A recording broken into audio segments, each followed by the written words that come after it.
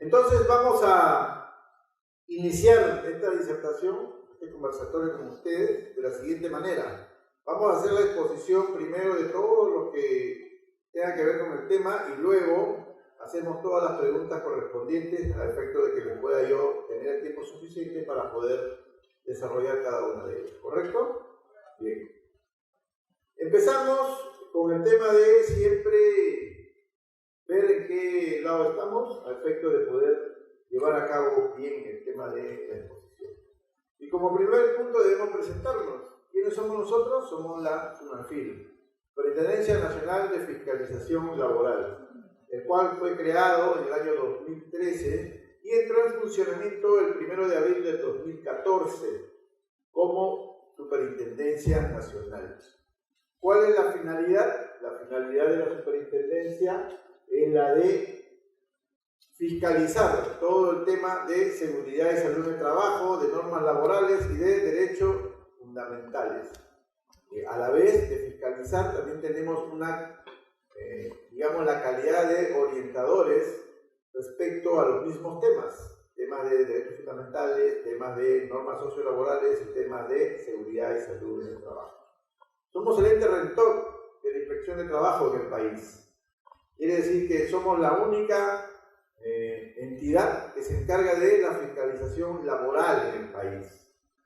Existen otras entidades que quieren usurpar muchas veces nuestras funciones, pero nosotros somos la única entidad encargada de lo mismo. ¿Ok? Bien. ¿Nosotros pertenecemos al sector trabajo? Sí. ¿Por qué? Porque al igual que la SUNAT, antes pertenecíamos al Ministerio de Trabajo. Antes SUNAT pertenecía al Ministerio de Economía y estaba considerado como la Dirección Nacional de Contribuciones. Esa Dirección Nacional fue desarticulada y se creó la SUNAT. Nosotros somos igual, pertenecíamos a la Dirección Nacional de Inspecciones y luego hemos salido y somos la Superintendencia Nacional de Fiscalización Laboral. SUNAT en el ámbito tributario, SUNAFIL en el ámbito laboral. Laboral, de derechos fundamentales y de seguridad y salud en el trabajo. Eso es nuestra labor. ¿Somos un organismo técnico especializado? Sí. En tanto y cuanto todos los inspectores que pertenecemos a la Superintendencia Nacional de Fiscalización Laboral somos especialistas en diversas materias. Existen especialistas en todo lo que son normas sociolaborales, especialistas en todo lo que son derechos fundamentales y especialistas en todo lo que son seguridad y salud en el trabajo. En este caso, el que les habla es especialista en seguridad y salud en el trabajo, en derecho laboral, en temas laborales y también de derechos fundamentales, porque a través del tiempo he ido migrando de una a otra a efecto de tener un conocimiento más amplio de los temas. Es por eso que de repente, a la hora que estemos en la exposición, me van a encontrar o me van a escuchar muchas veces hacer alusión a alguna norma laboral o a alguna norma fundamental, porque tengo los conocimientos suficientes para poder amarrar todo y tener el conocimiento y darles a ustedes ese conocimiento a efecto de que lo puedan manejar correctamente. ¿Ok? Bien. Como les decía, tenemos doble función, la de fiscalización y la de prevención. ¿Cómo hacemos la prevención? Con actuaciones de orientaciones, informaciones, difusiones, capacitaciones y asesoramiento. Las orientaciones mayormente cuando nosotros vamos a los centros de trabajo a orientar a algunos trabajadores y a algunos empleadores también que desconocen muchas veces tanto las normas de laborales, derechos fundamentales o de seguridad y salud en el trabajo. Últimamente el grupo GEAR, el grupo especializado de acciones rápidas, cuando hace orientaciones ya no hace solamente las orientaciones, sino hacemos lo que denominamos asistencia técnica. ¿Por qué asistencia técnica? Porque aparte de orientarlos, hacemos un recorrido por el centro de trabajo y le vamos haciendo algunas observaciones técnicas de carácter técnico respecto al tema de seguridad y salud en el trabajo, como por ejemplo, condiciones de trabajo, si las instalaciones eléctricas están bien o no están bien, si los equipos de extinción contra incendios están de acuerdo a la norma, etcétera, etcétera. Es por eso que esto se llama asistencia técnica, que es muy distinto de una orientación en la cual solamente se orienta en la norma y no se hace un recorrido. Ahora no, ahora el grupo especializado lo que hace es la orientación y se hace un recorrido dando las indicaciones y las observaciones en el caso de que lo haya, ¿no? Si todo está correcto, obviamente que le vamos a decir que todo está correcto. Cuando no, le vamos a decir, ¿sabe qué? Mejora esto, arregla esto, etcétera, etcétera. ¿Ya?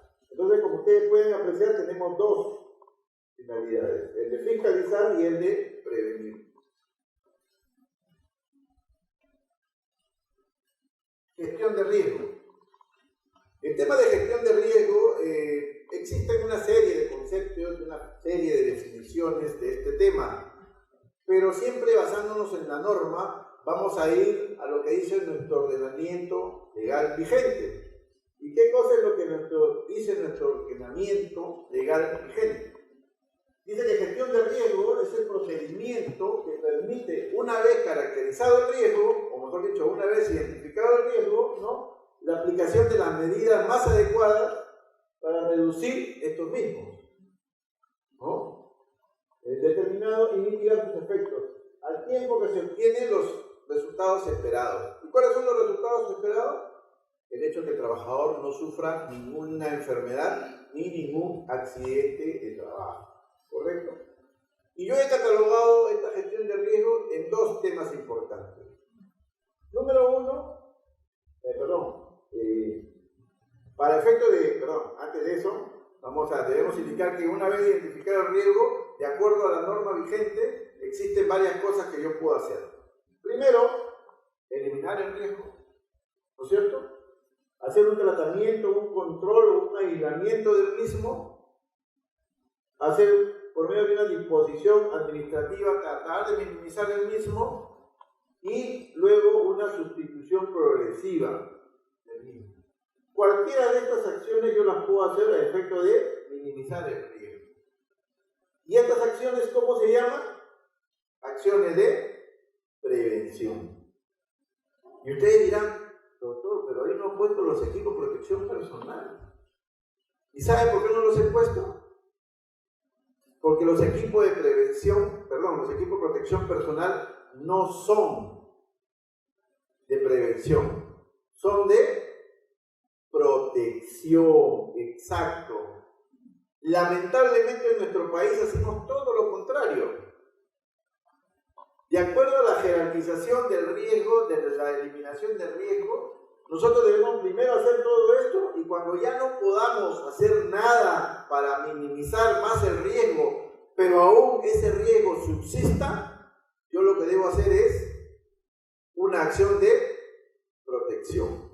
Y esa acción de protección es darle su equipo de protección personal a efecto no de disminuir el riesgo, sino de que simplemente el efecto de ese riesgo no sea mortal o sea mínimo. ¿Qué quiere decir? Que proteja al trabajador, porque a pesar de que yo sé que ese riesgo existe, no lo puedo disminuir. Y solamente así yo puedo darles los equipos de protección. Acá en el país hacemos todo lo contrario. Lo primero que hacemos, y antes de haber hecho ninguna evaluación ni nada por el estilo, le damos equipo de protección personal al personal. Disculpando la perfección esta, ¿no? ¿Por qué? Porque creemos que con eso ya solucionamos el tema y no nos preocupamos de hacer la acción de prevención. Es decir, no nos preocupamos de tomar acción sobre el riesgo, de gestionar el riesgo, porque es más, ni siquiera lo hemos determinado. Entonces es más fácil darle un equipo de protección. Yo les comento un caso. Me fui a una empresa grande, de grandes almacenes, y de repente cuando voy a entrar al almacén, lo primero que veo es un cartel grande que decía: prohibido entrar sin casco, sin zapatos, sin auriculares, ¿no? Sin guantes. Yo entro al almacén, obviamente nosotros siempre vamos con nuestro casco, nuestros zapatos de seguridad y todo lo demás, nuestros implementos. Yo ingreso bien protegido y cuando ingreso encuentro a todo el mundo sin casco, sin zapatos de protección, sin auriculares, sin guantes. Entonces la pregunta era: señores, si ustedes han llegado a la conclusión de que van a utilizar equipo de protección personal para ingresar acá, quiere decir que todos los riesgos que están adentro no los han podido disminuir de ninguna manera. ¿no es cierto? Y yo me guío por lo que dice la norma, es eso. Quiere decir que todos los riesgos existentes en este almacén no han podido ser ni disminuidos, ni sustituidos, ni eliminados. Y que por lo tanto los mismos persisten. Y que ustedes, para que sus trabajadores no se vean afectados, le están poniendo todo lo que está acá. Equipo de protección personal. Y cuando ingreso, oh sorpresa, nadie tenía los equipos de protección personal. Entonces la pregunta era, ¿han hecho la evaluación? ¿Han determinado cuál es el nivel de riesgo de este almacén? Tengan la amabilidad de traerme su hiper de este almacén. ¿Y saben lo que me dijeron? No tenemos. Y si no tienen el hiper, ¿cómo determinaron que necesitaban tener equipo de protección personal? ¿Cómo? No, es que por si acaso. No, pues, en seguridad no es por si acaso. En seguridad es o no es. ¿Estamos? En seguridad no hay me dijo, me comentó. ¿No? En seguridad hay documentos. Porque todo en seguridad debe estar documentado. Y si no es así, no podemos acreditar ante otras personas lo que hemos hecho. ¿Y esto qué implica? La norma que dice, cuando ustedes vean, hacen el hiper. ¿Qué dice la norma con el hiper? La norma dice muy claramente, para la elaboración del hiper, ¿qué es lo primero que tiene que haber? No, la participación de los trabajadores. ¿Y ustedes cómo me acreditan que el trabajador ha participado? ¿Ah? ¿Un registro? Puede ser. Pero tiene que haber un documento en el cual el trabajador diga, sí señor, yo participé del hiper. Porque si no, ¿cómo? ¿Qué otro documento tiene para acreditarme que el trabajador ha participado? Si no es un documento que diga que él ha participado de ese hiper. Porque es bien fácil, las empresas hacen su hiper en su laboratorio, en una oficina. Ni siquiera van al puesto de trabajo. Porque el hiper, les cuento, es por puesto de trabajo. No es por actividad. Muchas veces las empresas vienen y me dicen, no, yo tengo mi sistema de gestión, ¿no?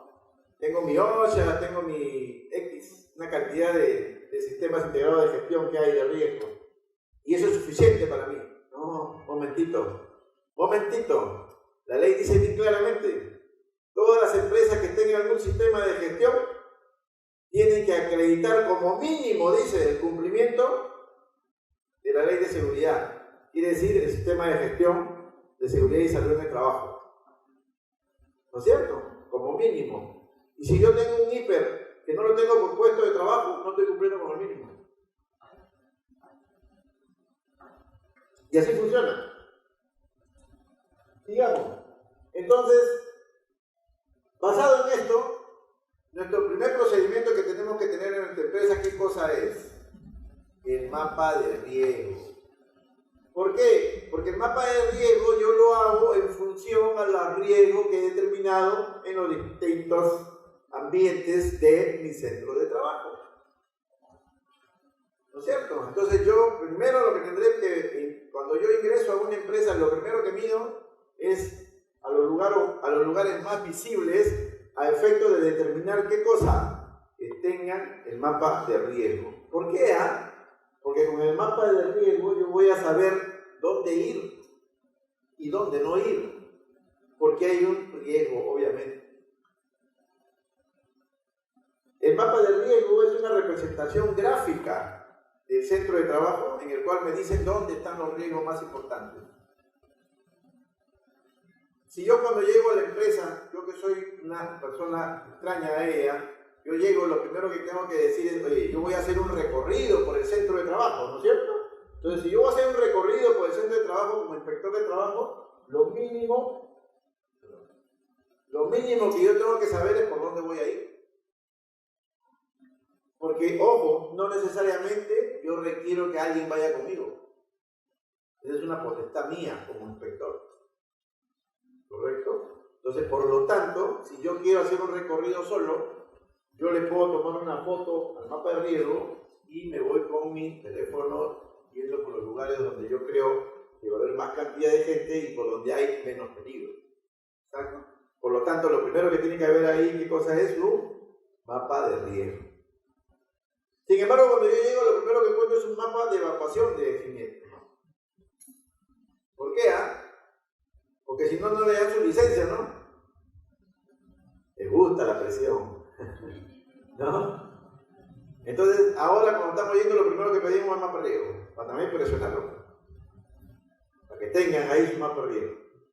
Pero eso es algo lógico, ¿no? Y es algo que estamos pidiendo ahora, los mapas de riesgo. En todos los sectores, restaurantes, todos sitios donde vamos estamos pidiendo mapas de riesgo. ¿Para qué sirve? Como les decía, para facilitar primero el análisis de las condiciones de trabajo en las cuales se desarrolla la gente, obviamente. Nosotros como inspectores tenemos que saber las condiciones y eso es lo que siempre van a ver. Cuando el inspector de trabajo, especialista en seguridad, va a hacer una inspección, lo primero que va a ver son las condiciones. Porque lo que a nosotros nos interesa es que las condiciones del centro de trabajo, no solamente de la maquinaria, sino del mismo local, sean adecuados para que el trabajador realice su labor en forma segura. Eso es lo primero que van a ver que nosotros verificamos.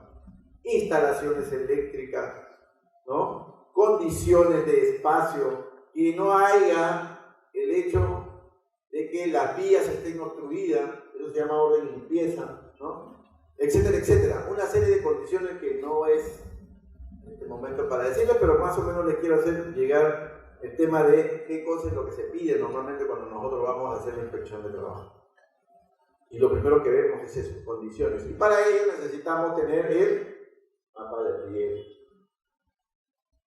¿Cómo elaboramos un mapa de riesgo? Es bien simple. Hacen el mapa, o sea, el plano de la empresa, y van consignando en cada uno de ellos los factores de riesgo más importantes, ¿no? Por ejemplo, cuando ven una escalera, ¿qué pondrán ahí?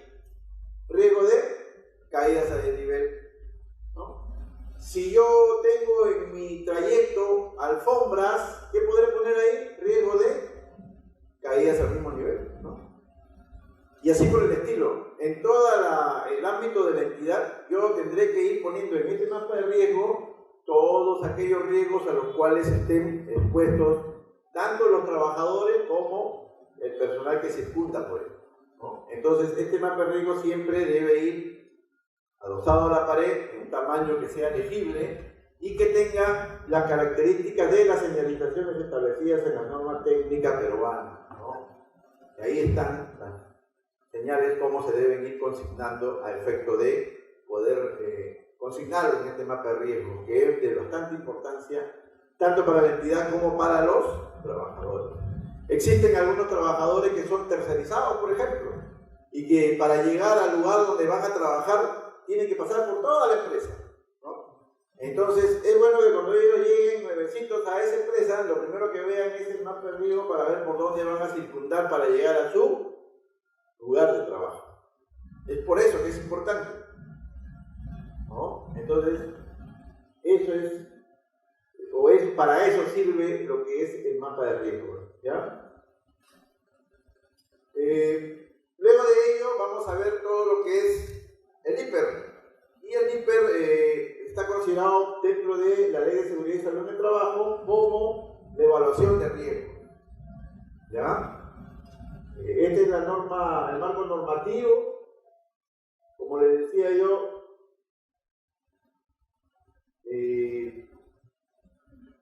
la verificación es por puesto de trabajo, ¿no? Por actividades. Y dice bien claramente, debe ser hecho por personal competente y en consulta con los trabajadores y sus representantes.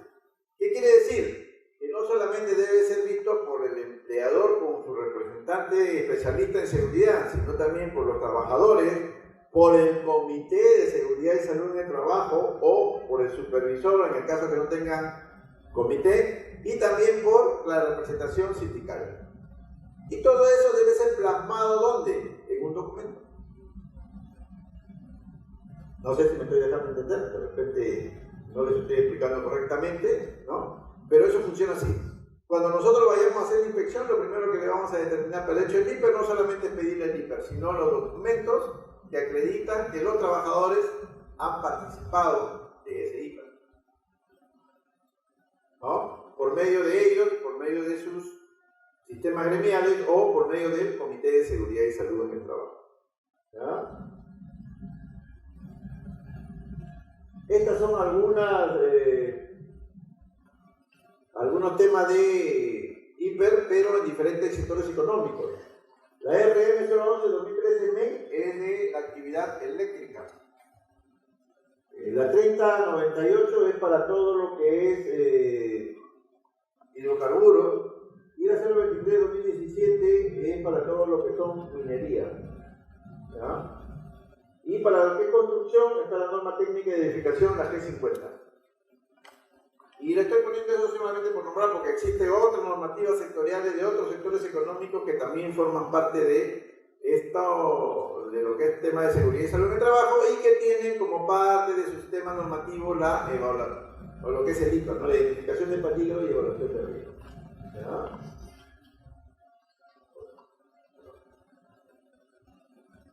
Conceptos generales. ¿Qué es el IPER? Siempre me preguntan, doctor, ¿qué es el IPER? Es la identificación de peligro, la evaluación de riesgo y los controles de riesgo. Muchas veces me traen documentos y me ponen IPER-C y no saben ni siquiera qué es IPER-C, les cuento. Porque ¿qué cosa es un IPER-C? Se llama así, identificación de peligros, evaluación de riesgo continuo. La C es de continuo. Y solamente en la fecha se utiliza en la actividad minera. Cuando ustedes vayan a ver su esto, van a ver ustedes que tienen ellos hiperbase y hipercontinuo. ¿Y el hipercontinuo por qué? Porque el hipercontinuo en un trabajador minero es importante, porque él no todas las veces está haciendo la labor en el mismo sitio. Y ustedes dirán, doctor, hace lo mismo todos los días. Sí, hace lo mismo todos los días, pero no en el mismo sitio, no en el mismo lugar. Porque solamente el hecho de que hayan explosionado una parte del socavón y hayan limpiado eso, de ahí para adelante ya es otra parte. Y eso tiene que ser evaluado totalmente distinto al día siguiente cuando van a entrar a trabajar. ¿Por qué, dirán ustedes?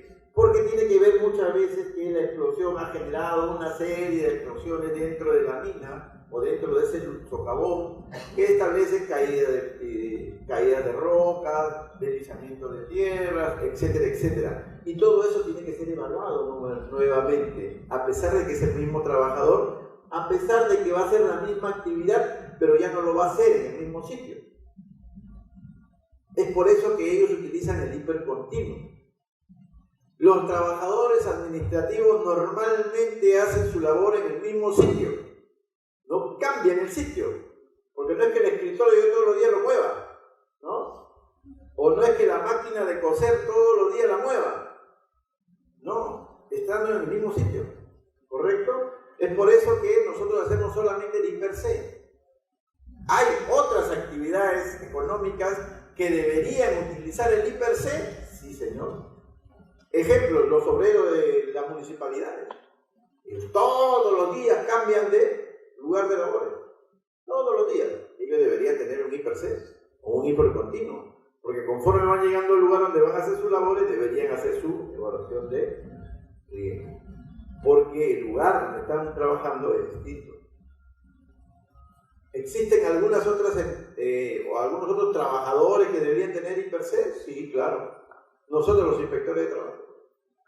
Todos los días vamos a diferentes empresas, ¿no? Y cada empresa tiene su peculiaridad, ¿no? Entonces todos los días deberíamos hacer y evaluar nuestro IPER.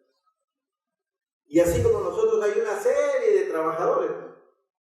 Ejemplo, los inspectores que van a revisar los medidores de agua, ¿no?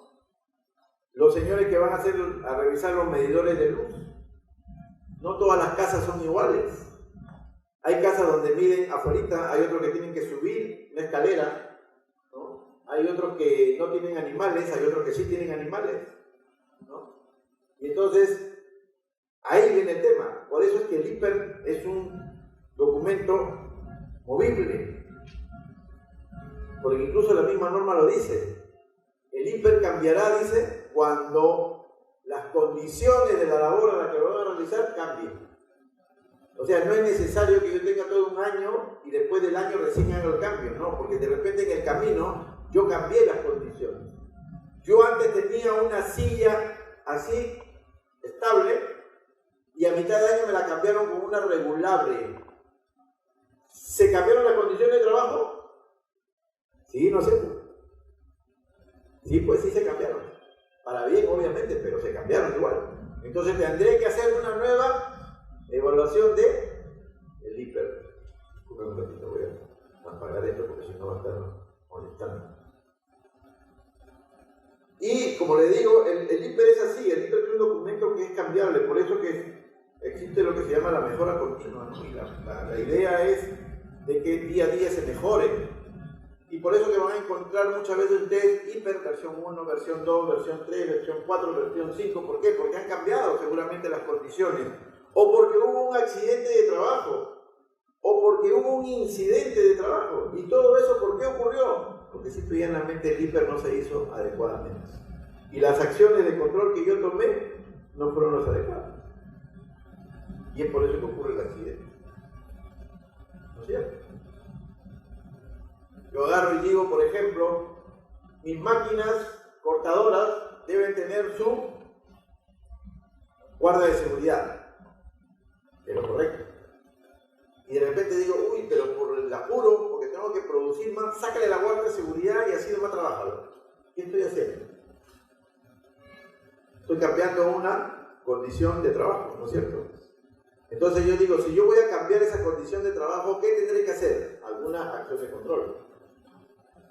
Para hacer la acción de control tendré que hacer una evaluación nuevamente del IPER de ese puesto de trabajo y podré determinar alguna acción que pueda ser complementaria o pueda ser adicional o pueda ser alternativa al hecho de que ya no tenga guarda el equipo. ¿Correcto? Como me dijo, doctor, yo tengo que primar mi productividad. Sí, pero no lo puedes dejar al trabajador sin su protección. Entonces, normalmente, ¿qué hacen? Cuando tienen las caladoras, que le quitan esto, le compran guantes anti-golpe, que son guantes de acero inoxidable. De una vez que la caladora choca con el brazo, no lo corta el trabajador. Simplemente lo bota, pero no lo corta. ¿No? Y esa es una de las clásicas acciones de protección que se hacen a efecto de poder muchas veces mitigar el hecho de que no tienen la guarda de seguridad, que es una acción de prevención. Que no es lo correcto, pero en algunos casos así se hace. Porque lo correcto sería que tenga su guarda de seguridad y que se mantenga la guarda de seguridad, para el efecto de que el trabajador no sufra ningún daño. Pero bueno, ocurre a veces. Bueno, entonces el IPER, ¿qué es? Primero, identificar los peligros. Luego, evaluar los riesgos. Y luego, tomar acción o el control de riesgo. ¿Que esto viene a ser qué cosa? La gestión de riesgo. Los procedimientos por el cual yo, esta evaluación que he tomado, luego de la evaluación de riesgo va a quedar pues el índice, el nivel de riesgo al cual yo he determinado. Y ese nivel de riesgo, si yo lo quiero bajar, tengo que hacer lo que se llama la gestión de riesgo. ¿Cuál es la gestión de riesgo? Los controles de riesgo. O los controles de previsión, que así se llaman. Son los procedimientos por medio del cual yo voy a minimizar este riesgo a la mínima expresión posible. Y entonces tenemos que, ¿qué cosa es una identificación de peligro? ¿Qué es un peligro? Es un proceso mediante el cual se localiza y reconoce la identificación de peligro. Y se define sus características. ¿Qué es el peligro? Una situación o característica intrínseca por medio del cual se puede ocasionar un daño a alguien o a algo, ¿no?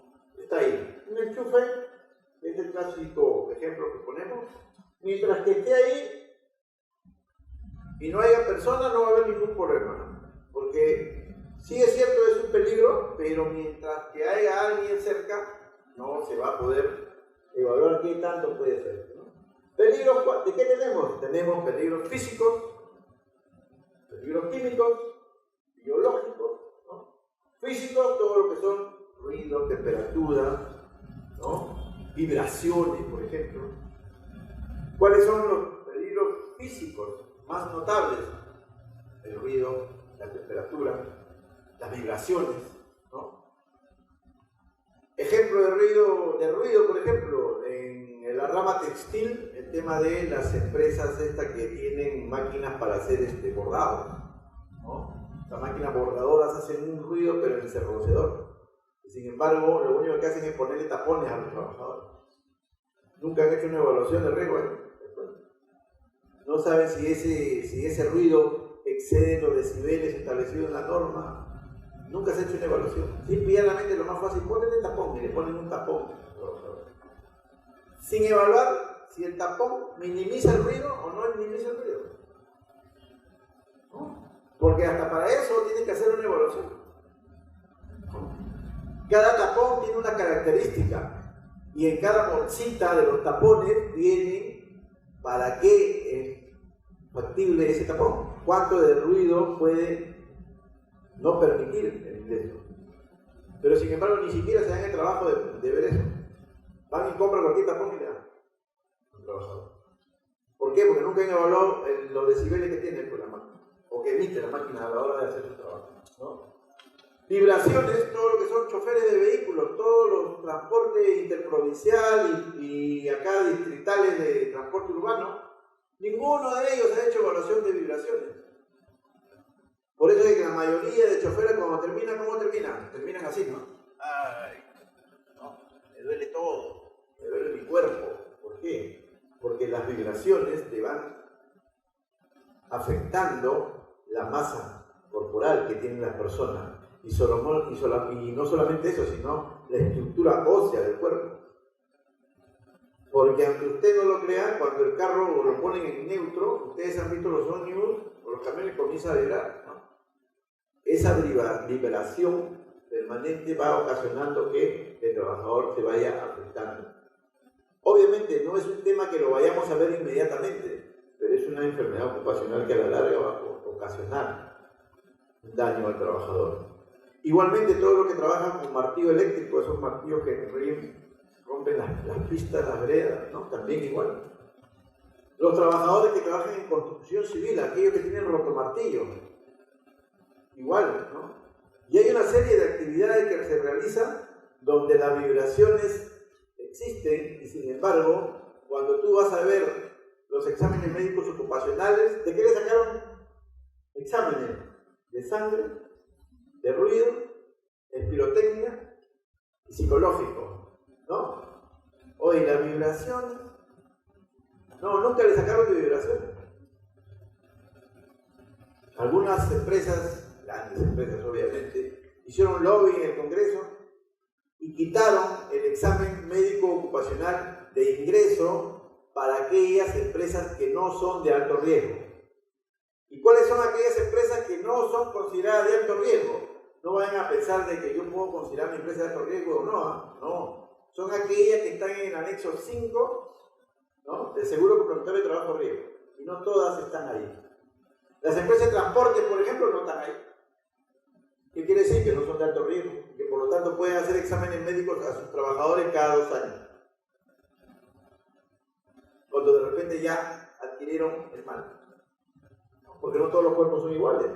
No todos los cuerpos denotan la enfermedad en el mismo tiempo o son afectados por la enfermedad en el mismo tiempo. Tiene mucho que ver el tema estructural, alimentario, etcétera, etcétera. Entonces, no todos los trabajadores se va a ver afectados o se va a saber si es que adquirió la enfermedad o no. Porque, ¿qué pasa? Últimamente en las empresas, como sacaron esa ley con un lobby en el Congreso y modificaron las normas y ahora dijeron que no son de alto riesgo, ¿ahora qué está pasando? Y eso para que vean que a veces las cosas cuando no se hacen correctamente siempre tienen sus afectaciones. Hay una empresa, que no voy a decir su nombre, que sin embargo un trabajador lo ha demandado, el trabajador tenía 21 años y lo ha demandado por una indemnización en su salud por lo que le quede de vida laboral, quiere decir hasta sus 70 años. Estamos hablando de 49 años de remuneraciones que le tiene que pagar la empresa en forma mensual. ¿Y por qué? Porque cuando él sale de la empresa, él se manda a hacer un examen médico ocupacional y le sale que tenía una enfermedad ocupacional. Y él dice, yo lo adquirí ahí. Y entonces la empresa dice, no, acá no lo adquirió. Demuéstreme usted que no lo adquirió acá. Su examen médico ocupacional. No, yo no soy de alto riesgo, no tengo obligación de hacerlo. Ahora pues, demuéstrame que él no entró con esa enfermedad. ¿Qué documento probatorio tienes tú para que digas que no entró con esa enfermedad? Acuérdense, en seguridad y salud no hay, creo yo, estimo yo, no, documentos, mandan. ¿Entienden? Por eso digo, hay veces, por querer hacer un beneficio para algunos, perjudican a otros. Y ahora, como no era obligatorio el examen médico de ingreso, no lo hicieron. Y ahora no tienen cómo probar qué ocurrió ahí hoy. Y entonces, ahí viene el tema.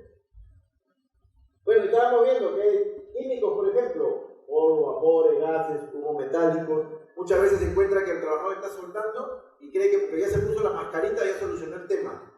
Y el humo de la soldadura, ¿qué le ponen? Tapaboca, porque eso no es ni siquiera es una mascarilla, porque la mascarilla por lo menos tiene filtro, eso ni siquiera eso, ¿no? Es un tapaboca que le ponen. El tapaboca no te soluciona nada. Tienes que tener tu filtro pues para vapores, ¿no? Para que no puedas aspirar eso. Sin embargo, en muchas empresas se encuentra que no tienen ni eso. Biológico, bacteria, hongo, virus, plagas. Me voy a hacer una inspección a una empresa agroindustrial y le pido sus riesgos biológicos. ¿Y saben lo que me dicen? Me dicen, no, acá no somos una empresa biológica, ni hacemos ni hacemos medicina. ¿Y eso qué tiene que ver? Tu trabajador está en el campo, expuesto a ¿qué? A una serie de insectos, a una serie de roedores, a una serie de animales que te pueden morder, picar y ocasionar cualquier daño. Nunca se les hizo su examen biológico.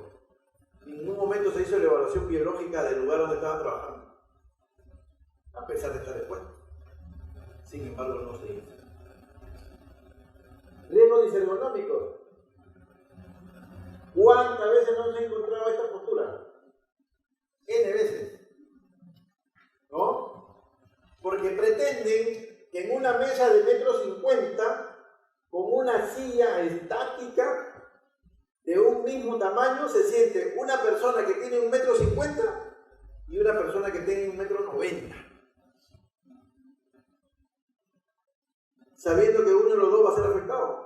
Porque a uno le va a quedar muy grande la mesa y va a tener que levantar los brazos, o al otro le va a quedar muy chiquita la mesa y va a tener que hacer esto, encorvarse. ¿No?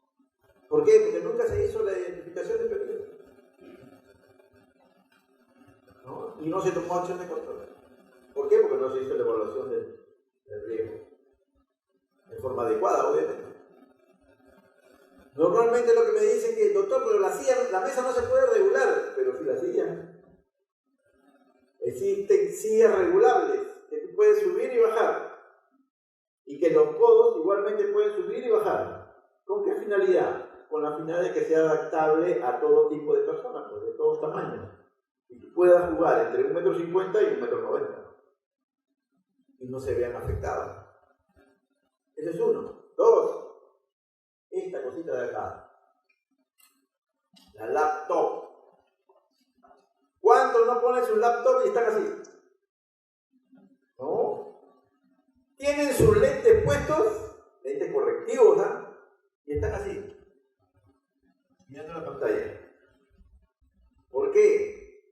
Uno, o el lente correctivo no le corrige nada, o simple y llanamente la posición de la laptop no está en forma adecuada. O tres, ya diría yo, el último. no lo saben usar, pues.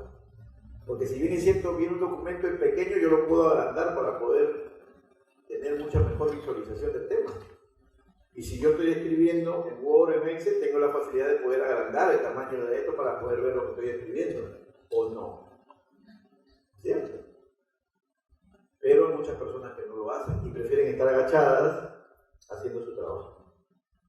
Recuerden que la pantalla debe estar a la altura del server, ¿no? O sea, tienen que estar sentados en forma recta, obviamente, y la pantalla debe estar a ese nivel. Si está muy abajo, vas a estar en esto. Si está muy arriba, va a estar así. Y el tiempo prolongado de estar en esa actitud te genera dolencias de carácter cervical. Igualmente, hay muchos que paran con el mouse. ¿Y qué enfermedad se puede ocasionar ahí? El túnel carpiano. Igual, estar escribiendo. ¿Por qué les digo esto? Porque en la mayoría de empresas donde hemos ido a inspeccionar no tienen dos cosas que pueden ser muy importantes. Uno, no tienen pausas activas o no tienen gimnasia laboral. O en algunos casos no tienen ni las dos siquiera. ¿Qué cosa te dice las pausas activas? Que cada cierto tiempo tú tienes que dejar que el trabajador descanse, ¿no? Para el efecto de que pueda recuperar. 5 minutos, no es tampoco una hora, ¿no? 5 minutos de descanso cada 2 horas en algunos casos. Cuando digamos, la labor del trabajador es muy exigente para estar escribiendo cada 2 horas, 5 minutos de pausa activa es suficiente. Pero no digan cuando va a la inspección, sí tenemos, sí le damos. A ver, señor, ¿dónde está su programa de pausa activa? Ah, no lo tenemos. Pero sí le damos. ¿No? Es clásica. Sí le damos. Sí, no está pausa activa. ¿Dónde está su programación de pausas activas? Ah, no tenemos. Pero sí le damos. Gimnasia laboral. También sí hacemos. Sí. A ver, demuéstrame que lo hacen. No tenemos ninguna programación. Pero sí la hacemos. Cuidado con eso. Los psicosociales, todo lo que es estrés, carga de trabajo, ritmo excesivo, contenido de trabajo, moving. ¿Cuándo se ve esto? Ejemplo, hay 2 secretarias en una gerencia y cada uno tiene su labor. Despiden a uno y a la otra le dan la carga de todo, ¿no? Es clásica, ¿no? Le dan la carga del compañero, se lo dan a él para que haga. En el mismo horario, ¿no? Bajo las mismas condiciones. Y entonces quiere que la persona rinda igual. No es así. Eso es lo único que va a ocasionar que tenga un problema pues, de estrés, ¿no? De trabajo. Porque si no puede muchas veces con su propia carga, menos se tiene que evaluar previamente, ¿no? Físicos químicos, todo lo que son incendios, explosiones. Estamos hablando de peligro nomás, ¿eh? Todavía no hablamos de locativos. Pisos en los huecos, pisos agrietados, alfombras, pisos húmedos, escaleras en mal estado, ¿no? Todos esos son riesgos locativos y que pueden ser, o pueden ocasionar, o puedes hacer que tengas un riesgo de cualquier tipo, caída, golpes, que vamos a ver después. Peligros mecánicos, acá están, máquinas sin protección, máquinas sin su guarda de seguridad. Herramientas defectuosas, vehículos en mal estado, calderos sin mantenimiento. Son peligros a los cuales los trabajadores están permanentemente activos. Ejemplo, choferes de instituciones donde no se le ha hecho mantenimiento a los carros por años, ¿no? Y el pobre tiene que estar solucionando los temas conforme se van presentando. Y muchas veces eso puede ocasionar que el trabajador sufra algún tema de accidente. Porque en muchos casos se ha visto que, por ejemplo, voy a comentar un caso de una empresa que era distribuidora, panificadora, como decía el nombre obviamente, y que tenía camionetas para... Y dentro de los procedimientos de trabajo, dentro de los estándares de trabajo, jamás puso, o dentro del IPER tampoco, jamás puso que había riesgo cuando se malograra la camioneta. Y el chofer tenía que bajarse a arreglarla. Nunca le hizo una evaluación. Ni siquiera identificó el peligro después. empresa me dijo a mí, no, pero él ha seguido un curso de capacitación de manejo seguro. ¿Y eso qué tiene que ver? ¿Acaso el accidente o la evaluación del IPER por el accidente solamente se tiene que reflejar en lo que él maneja? No, señores. Existen otras personas que también manejan y que pueden ocasionar un daño al trabajador con un choque. No es que el señor solamente tenga que aprender a manejar, sino que tiene que tener un procedimiento o un estándar de seguridad en cuanto a choques de terceras personas contra él. No solamente es evaluar la labor de él, no. El IPER es la identificación de peligros que está expuesto el trabajador. Y él no solamente está expuesto a su labor, sino como ocasión de su labor, él puede estar expuesto a otras cosas. No porque él sea un mal chofer, sino porque en el ambiente existen otros malos choferes que pueden chocarlo. Y si tú no has evaluado eso y no has tomado acciones de prevención sobre eso, entonces lo estás mandando al trabajador prácticamente que se accidente. No porque él maneje mal, sino porque no le has visto las condiciones alrededor de él.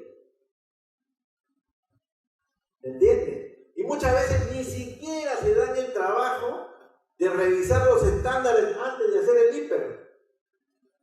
Me acuerdo mucho que una empresa me trajo un estándar de seguridad donde decía que la trabajadora, cuando estaba realizando su labor, tenía que tener en la parte posterior un carro de la empresa que la esté cuidando.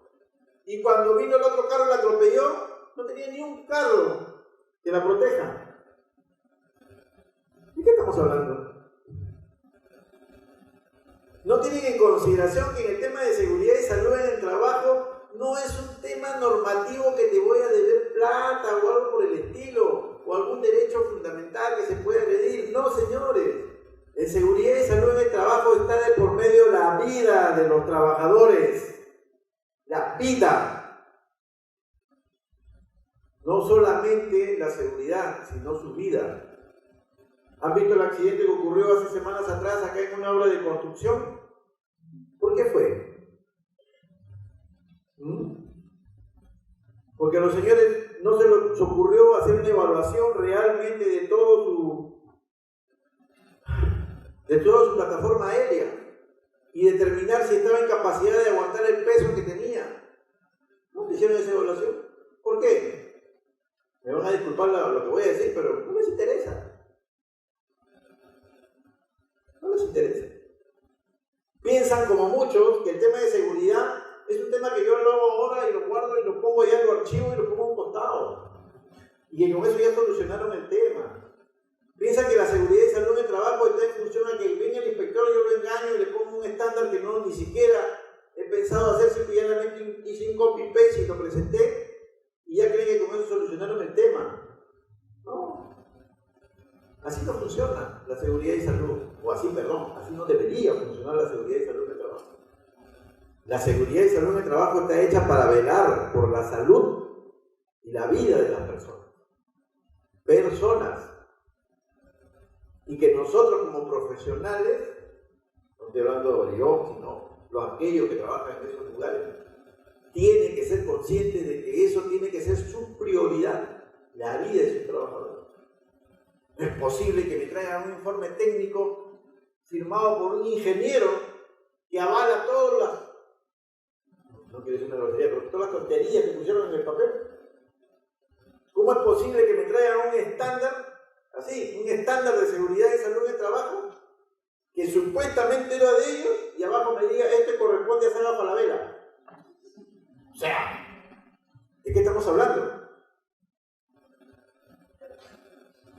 O que me digan que esto se da evaluado por el visionista de la mina tal. O sea, ¿cómo es? La seguridad y salud no es un chiste, no es un juego. Es algo muy importante. Y eso tenemos que meternos en la cabeza, señores. Es muy importante. Y el tema de peligros eléctricos, igualmente tableros eléctricos deteriorados, cables eléctricos expuestos.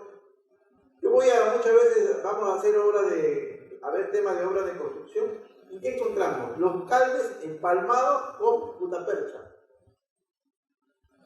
Eso ya no existe, ¿no?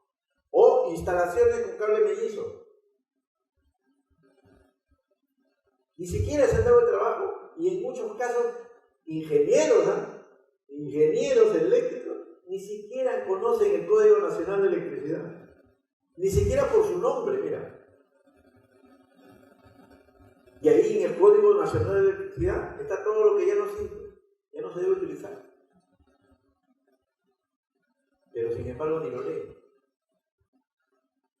Y de hecho y eso he encontrado pues infinidad. Listo. Una vez identificados los peligros, ¿qué debo hacer? Evaluar los riesgos. Y por evaluar los riesgos yo tengo que ver primero si los trabajadores están expuestos a estos peligros. Determinar qué tanto tiempo están expuestos a ellos. Y luego de ello, habiendo hecho la evaluación correspondiente, determinar cuál es la gestión de riesgo que voy a hacer. ¿Ya? ¿Se acuerdan del enchufe? ¿No? Ahora sí hay un riesgo. ¿Por qué? Porque hay un niño que camina por ahí y puede meter el dedo. ¿Correcto? Entonces ya hay una probabilidad de que haya un riesgo, porque ya hay una persona involucrada en el tema. Igualmente para los trabajadores. Puede existir un peligro, pero mientras que no haya nadie expuesto, no va a tener ningún problema. El tema ya cuando hay exposición al trabajador y el trabajador pueda salir con algún daño. Ahí se hace la evaluación de riesgo.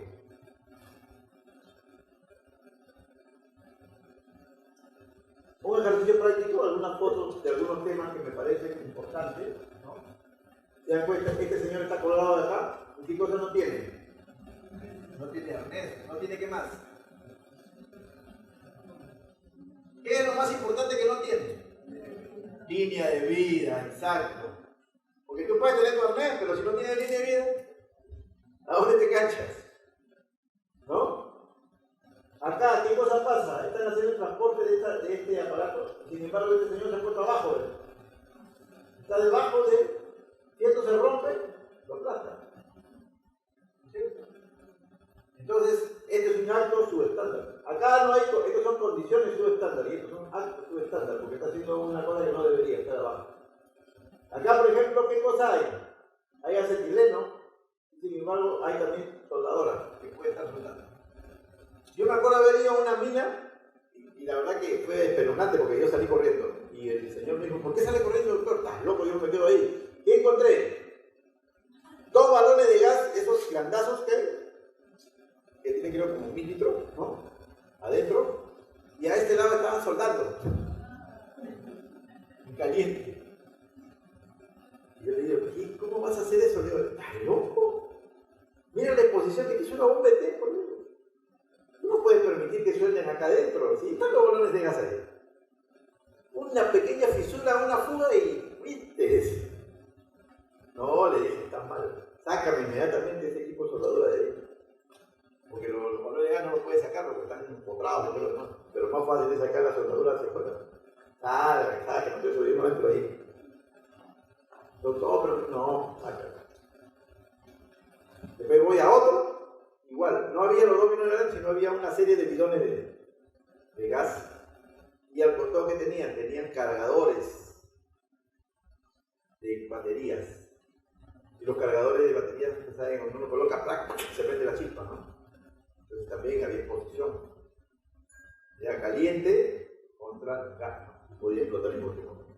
Entonces esas cosas son las que no. Y esta es una de ellas.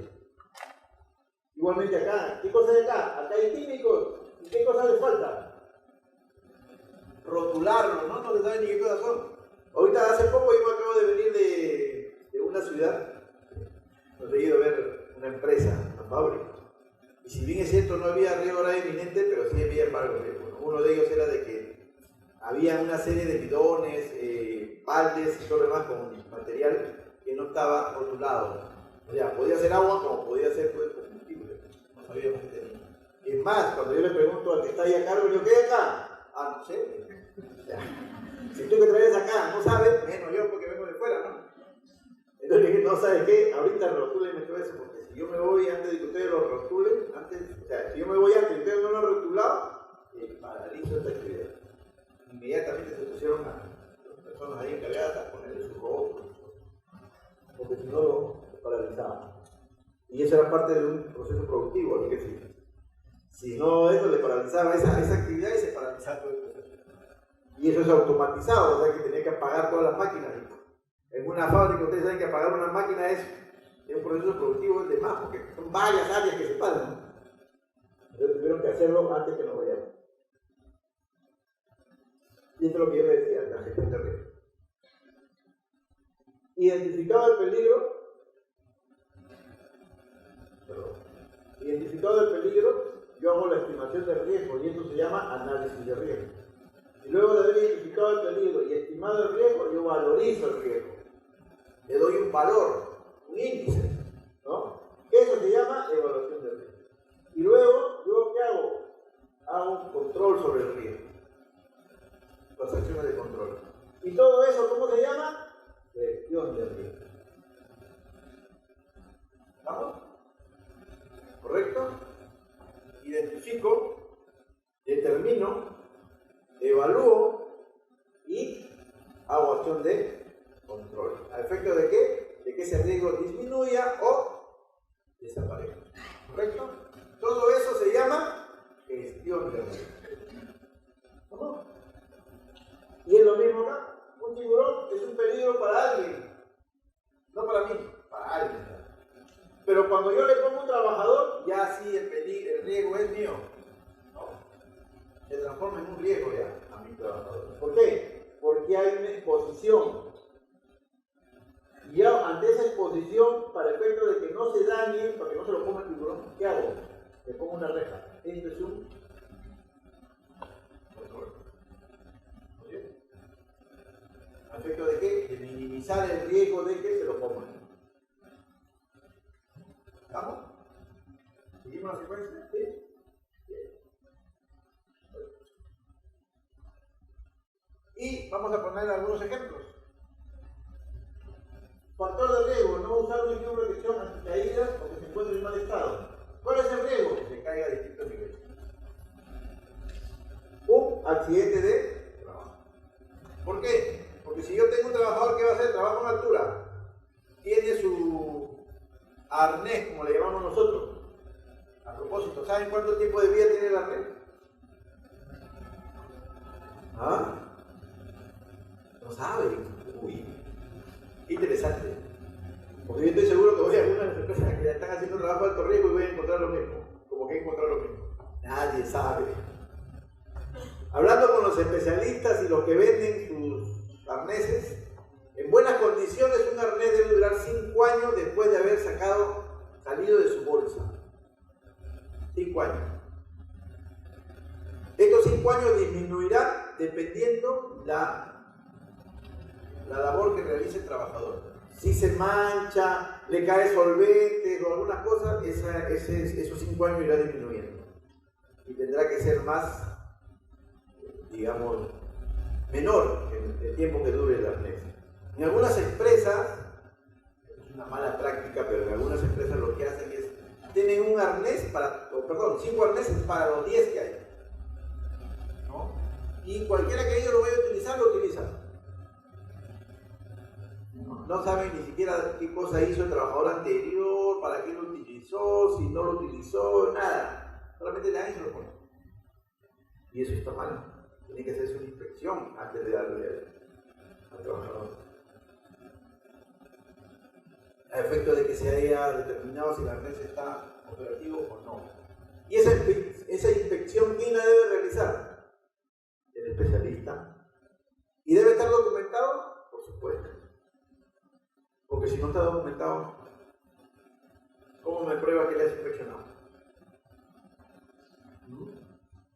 Ya les he dicho, en seguridad todo es documento. Otro tipo de factores de riesgo, no es un tipo de factor nada más. Asociadas a las condiciones de seguridad, al entorno de trabajo, a la carga de trabajo y a la organización del trabajo. Son factores de riesgo que existen. Factores de riesgo asociados a las condiciones de seguridad. Todos son accidentes de trabajo. ¿Por qué? Porque son malas condiciones. Suelo deteriorado. ¿Qué puede ocurrir en un suelo deteriorado? Me puedo caer al mismo nivel. Escaleras en malas condiciones. ¿Qué puede ir? Caídas a distinto nivel. Equipos con trabajo con elementos atrapantes y cortantes accesibles.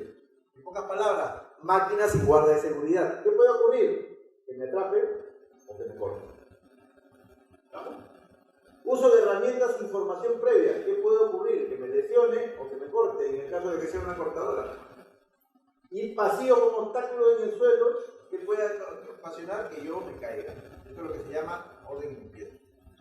Si no hay orden y limpieza en una fábrica o una obra de construcción, tú te puedes chocar y te puedes caer. ¿Correcto? O te puedes tropezar y te puedes caer.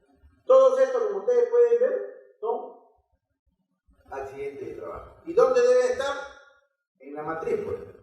Ustedes han leído la RM050, ¿no es cierto? Ahí hay una matriz, ¿correcta?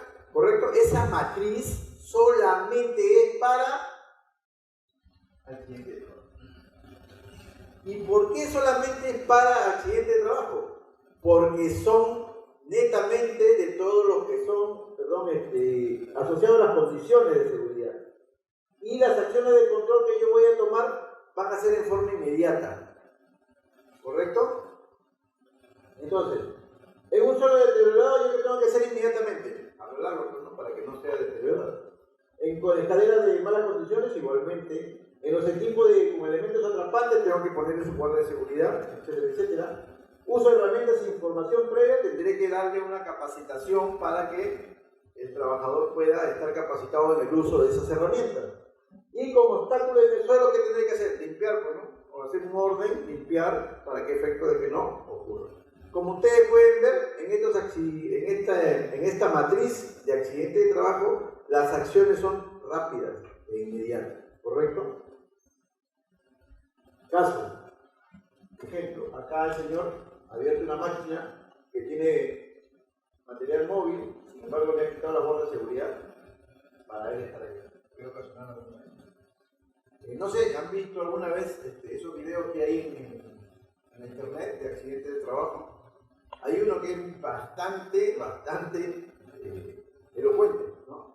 Un trabajador que está con una manga de camisa suelta y está trabajando en un torno, cuando de repente el torno lo agarra y lo comienza a jalar hacia adentro, y él comienza a tratar de salir y no puede, y vienen dos compañeros a ayudarlo y los tres comienzan a jalar y la máquina lo sigue jalando. Y la máquina lo sigue jalando y ellos están forcejeando. Cuando de repente viene un señor de mayor edad, pasa por atrás de ellos, se acerca a la máquina y hace esto. Aprieta el botón y ¡tum! Se apagó.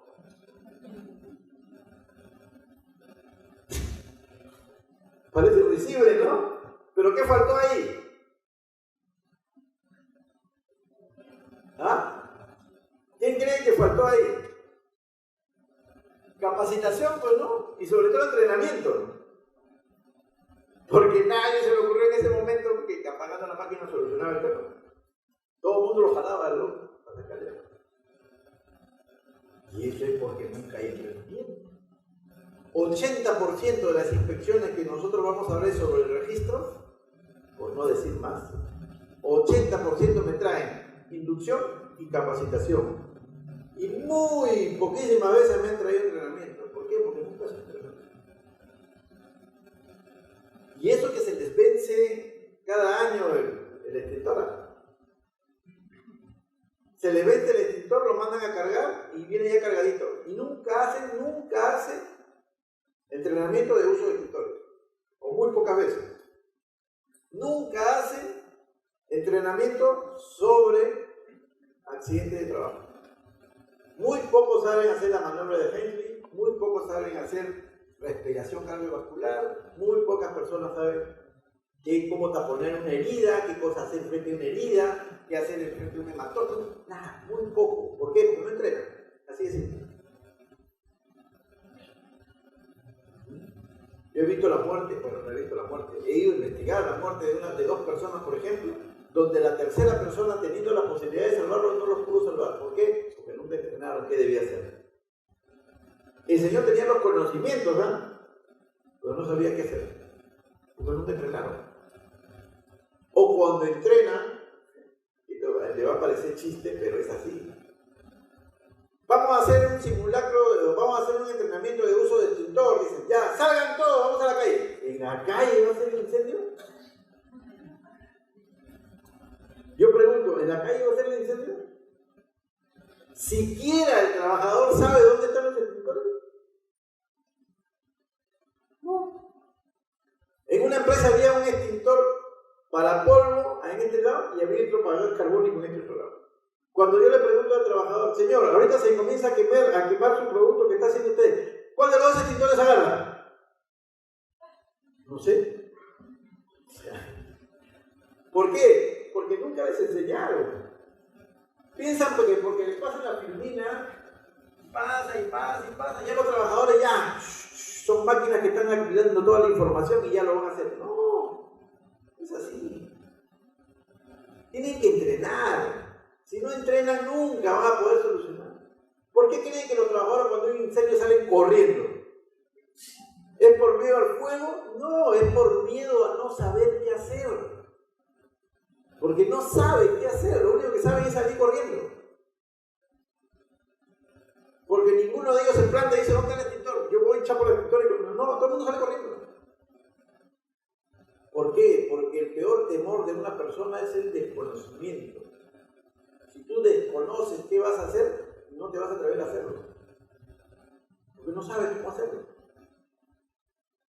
¿Cuántas personas hay en la calle que sufren un ataque y todo el mundo, no, déjalo, que venga al médico? ¿Por qué? Porque no saben cómo hacer una atención inmediata. ¿Y eso por qué? Porque nunca entrenan. Este señor que tenía, que creo que quedó solo, de los 3 trabajadores que había, ha tenido que pasar por un tema psicológico, pero bastante estricto, porque él no concebía que él pudo haber ayudado a sus amigos y no los pudo ayudar. Se murieron los 2. Y eran sus amigos, sus patas que andaban para arriba y para abajo. No los pudo salvar. A pesar de haber tenido los conocimientos. Pero como nunca entrenaron, no sabía qué hacer. Y eso se le quedó. Entonces, please, entrenen. No solamente los capaciten, entrénenlos.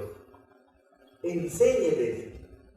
No todos los trabajadores somos especialistas en algo. Si no tomamos por lo menos lo más importante que es en consideración la vida humana, bueno, por lo menos entrenen la labor que hacen, para efecto de que no se ofendan. Entrenen, por ejemplo, cuando están trabajando con una lijadora, cuando están trabajando con un torno, qué hacer en el caso que lo atrape al trabajador, qué cosa es lo que debe hacer, pero hagan un entrenamiento, no solamente díganle, entrénenlo. ¿Qué hacer en el caso de que un compañero sufre un ataque, de repente un preinfarto en ese momento? ¿Qué cosa es lo que pueden hacer? Entrénenlo cuando alguien se corta, ¿qué cosa es lo que deben hacer? Porque si no, hay algunos que se cortan, hazle una de esto y amárralo, dice. Y en vez de salvarle la vida, le malogra la pierna, ¿no?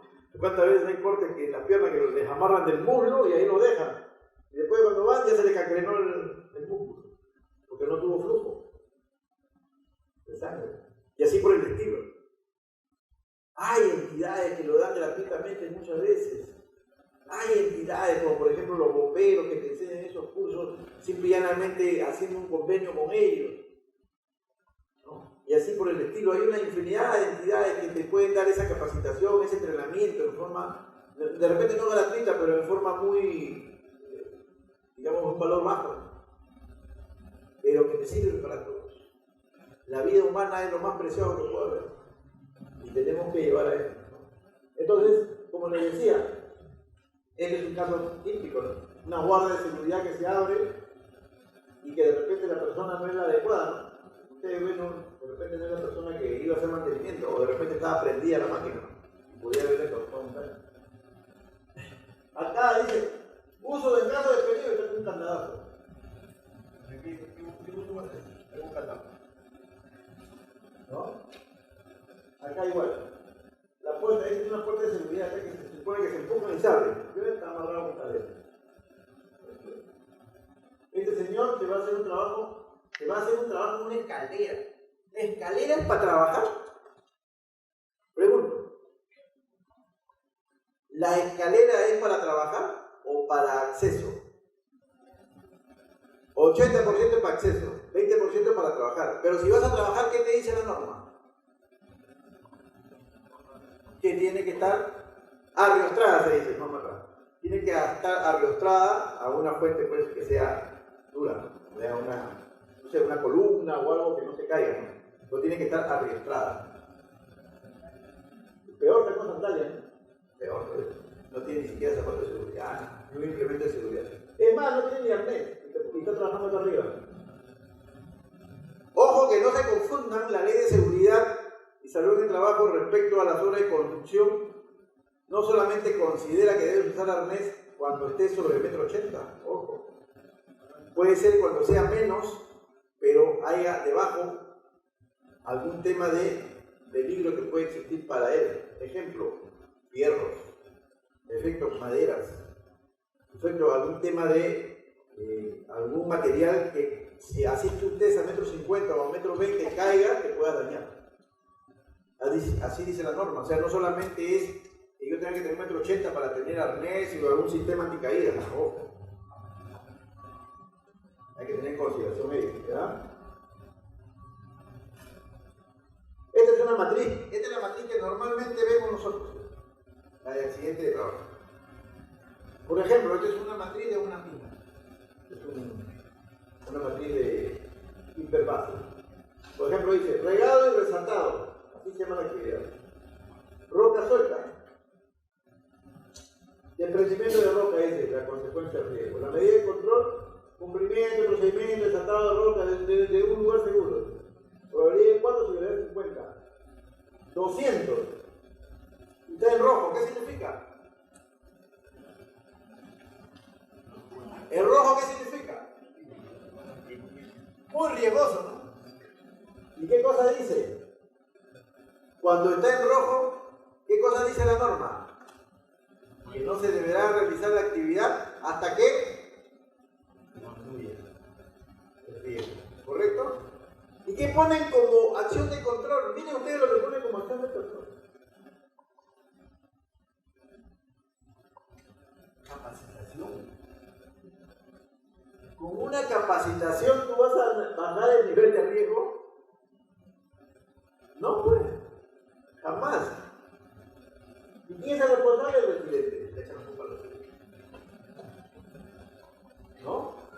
Hay otra matriz que es parecida a esta, pero viene probabilidades, cantidad de trabajadores expuestos, una serie de ponen índice de capacitación, índice de procedimientos, ¿no? Nivel de riesgo, etcétera, etcétera. Y cuando yo veo el nivel de capacitación sobre esa actividad, lo primero que le pregunto, a ver señor, acá dice que su nivel de capacitación está en 1. Felicitaciones, quiere decir que tiene un procedimiento, perdón, los ha capacitado en todo este proceso. A ver, tráigame la capacitación. ¿Lo noto? Yo no tengo ninguna capacitación de eso. ¿Y entonces por qué le he puesto nivel 1? No sé, especialista le puso. Índice de procedimiento. 1, perfecto, tráigame el procedimiento. ¿Qué es eso? ¿Cómo? ¿Su procedimiento? Pero usted dice que tiene un índice de procedimiento y por eso le ha puesto 1 y por eso que a la hora de sumar y multiplicar le da un índice menor de riesgo. Se supone que usted tiene un procedimiento, ese procedimiento se lo ha hecho de conocimiento y le ha dado la copia al trabajador y lo ha capacitado sobre ello, le digo. ¿O no ha hecho eso? No. Y entonces, ¿y el índice que ha puesto por qué? No sé, el especialista de la cosa. Ya. Piensan que un hiper, cuando ponen los índices, es simplemente para bajar el nivel nada más y nada más. No es que realmente los hayan capacitado, no es que realmente les hayan hecho el procedimiento. No, es simplemente para que el inspector vea que todo está correcto. ¿No? Para que vea que nosotros hemos hecho el hiper y que todo está bien. ¿No es así? No tienen en consideración que nosotros vamos a ir con el hiper al puesto de trabajo. Porque eso es lo que hacemos. Yo chapo mi hiper y me voy al puesto de trabajo y comienzo a mirar. A ver, tú dices que acá se han encontrado 3 peligros, yo veo como 10. ¿Qué pasó con el resto? Con los otros 7. nosotros no lo habíamos visto por eso. Mucho esto. No, contratamos a un ingeniero. ¿Y el ingeniero vino? No, ahí en la oficina normal hizo. ¿Se dan cuenta? O sea, vuelvo a repetir. La seguridad y salud en el trabajo tiene que ver con la salud y la vida de los trabajadores. No se puede jugar con ello. Es más, la misma norma ha visto ese espíritu y es por eso que ahora hay penas privativas de libertad. Porque no se puede jugar con la salud y con la vida de los trabajadores. Y el hiper hay que tener mucho cuidado con él. Esta es una matriz accidental, yo le llamo así. ¿Por qué? Porque acá solamente se deben ver accidentes de trabajo. Esto es un factores de riesgo asociados al entorno medioambiental. ¿Y qué cosas ocurren? Enfermedades profesionales o lo que ahora denominamos enfermedades ocupacionales. ¿Qué es esto? Ruido de máquinas. Elevado ruido de máquinas es mi peligro. Elevado ruido de máquinas. ¿Cuál es el riesgo? El trastorno auditivo, hipoacusia. ¿Y qué cosa es esto? Es una enfermedad profesional. Y así, uso de taladradoras o martillos vibradores, utilización de productos químicos irritantes, corrosivos, anestésicos, trabajo en granja con animales, trabajo en laboratorios con hospitales. Todo eso, ¿qué son? Enfermedades profesionales o ocupacionales. Ejemplo, yo trabajo con soda cáustica, con otros tóxicos, y estoy expuesto a riesgo químico. Yo trabajo con virus, bacterias y todo lo demás. ¿Estoy expuesto a qué? Riesgo biológico. Yo estoy expuesto a ruido y eso puede ocasionar que yo pierda el oído y no puede haber que eso, o la visión, y eso puede hacer. Y porque no lo escucho, el señor que me está diciendo ten cuidado, entonces como tengo hipoacusia no lo escucho, me puede ocasionar un daño. ¿Y eso de acá qué cosa es? Irritaciones en la piel. ¿Por qué? Muchas veces porque la labor se hace en el campo, expuesto al sol y a las radiaciones ultravioletas. De estrés térmico, riesgo de estrés térmico.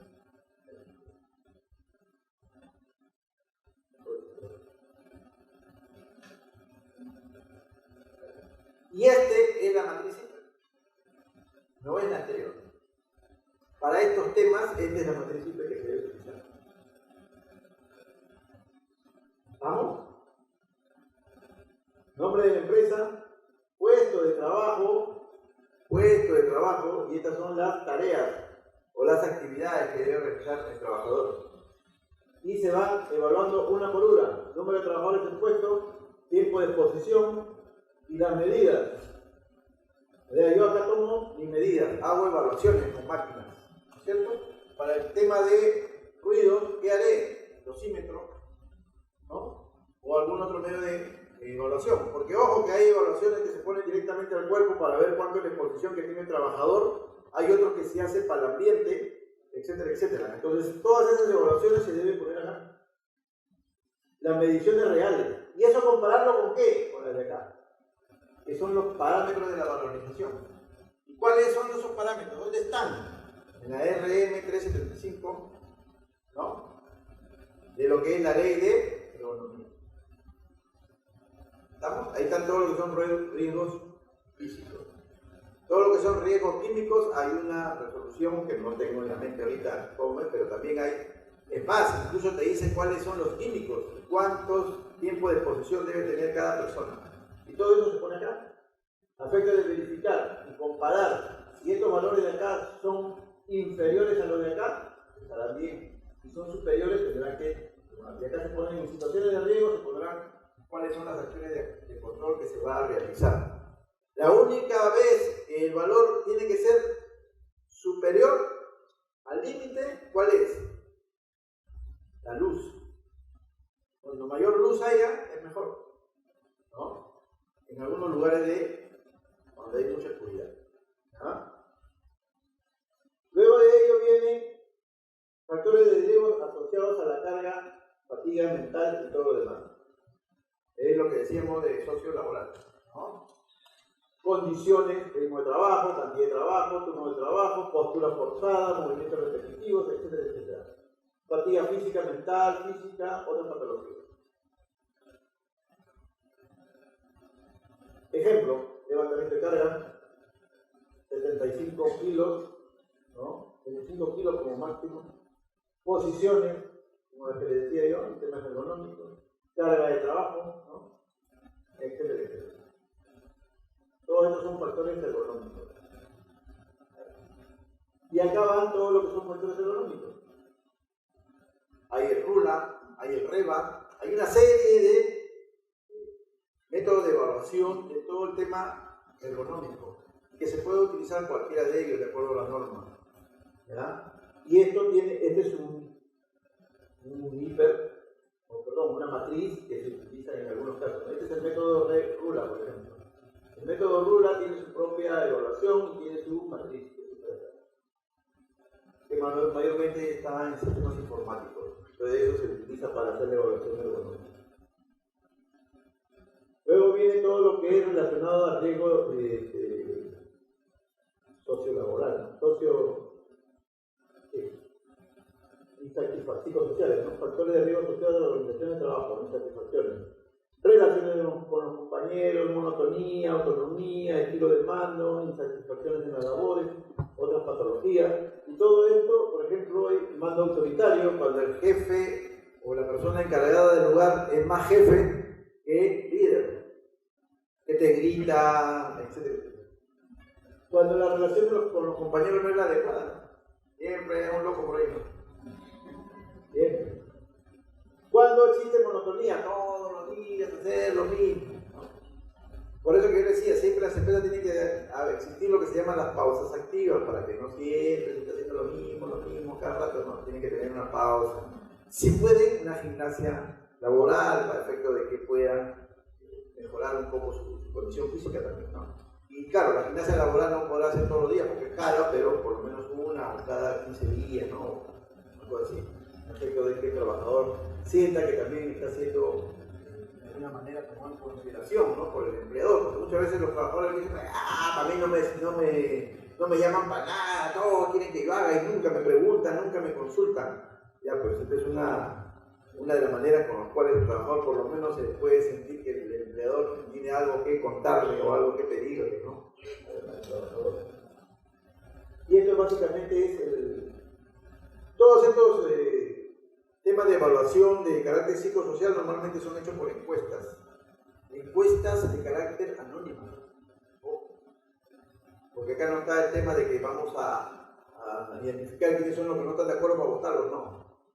Es simplemente de toda la masa trabajadora si hay satisfacción o no en los temas que estamos tratando. Y bueno, estos son una evaluación que es una relación de todo lo que son riesgos asociados a los daños de los trabajadores.